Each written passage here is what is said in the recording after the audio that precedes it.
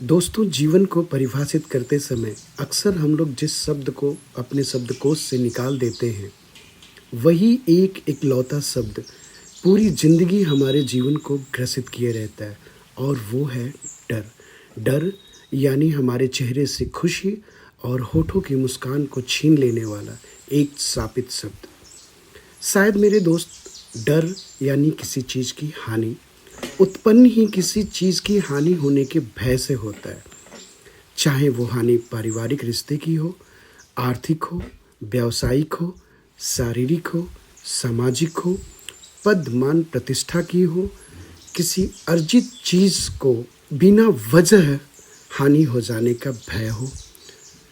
दोस्तों, अगर आप और हम डर शब्द की और विस्तृत विवेचना करें तो इसके परिणाम बड़े ही भयावह लगते हैं। यानी कि अधिक डर मानसिक विकारों को जन्म दे जाता है, उससे थोड़ा अधिक डर शारीरिक अस्वस्थता को जन्म दे देता है, हद से ज़्यादा डर सोच समझ और हमारी परख को ही निगल जाता है। फिर क्या शुरू हो जाता है दोस्तों, किसी न किसी सहारे की तलाश, यानी खुद के आत्मविश्वास का नाश। दोस्तों, कुछ गलतियां ऐसी होती हैं जिन्हें हमने जानबूझ के की होती हैं।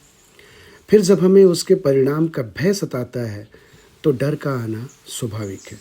पर कुछ गलतियां जीवन में ऐसी भी होती हैं जो अनजाने में होती हैं और समय के वशीभूत हो गई होती हैं। दोनों में ज़मीन आसमान का फ़र्क है मेरे दोस्त। वो गलतियां हमने जिन्हें जानबूझ के की होती हैं, उनका प्रायश्चित तो हमें करना ही होगा और ये दृढ़ निश्चय भी करना होगा कि ऐसी गलतियां हमसे दोबारा हो ही ना सकती हैं।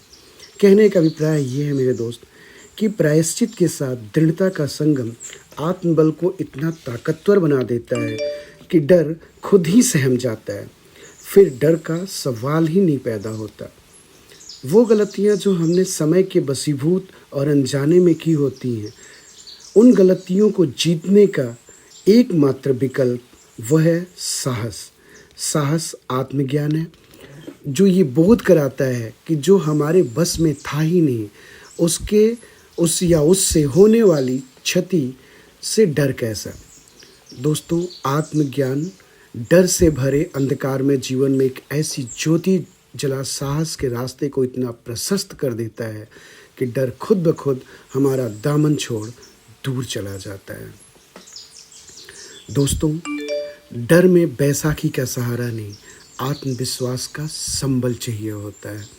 दोस्तों, शायद तभी भगवान श्री कृष्ण ने कहा, तुम्हारा था ही क्या जिसके खोने का डर से भयभीत हो रहे हो।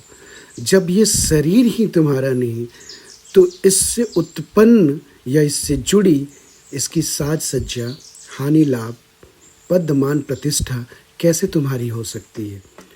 ये तो सिर्फ आपकी दशा है। तो फिर क्या मेरे दोस्तों, कुछ खूबसूरत पंक्तियाँ बहुचर्चित और सार्थक याद आ जाती हैं।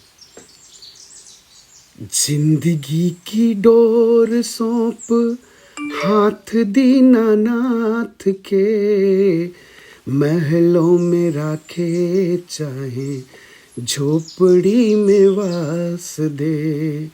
विधि का विधान जाने हानि लाभ सही, सीताराम सीताराम सीताराम कहिए। निसंदेह मेरे दोस्तों, एक बार आजमा के देखिए, स्वर्णिम सुबह का सूर्य उदय आपकी ज़िंदगी में होता नजर आएगा।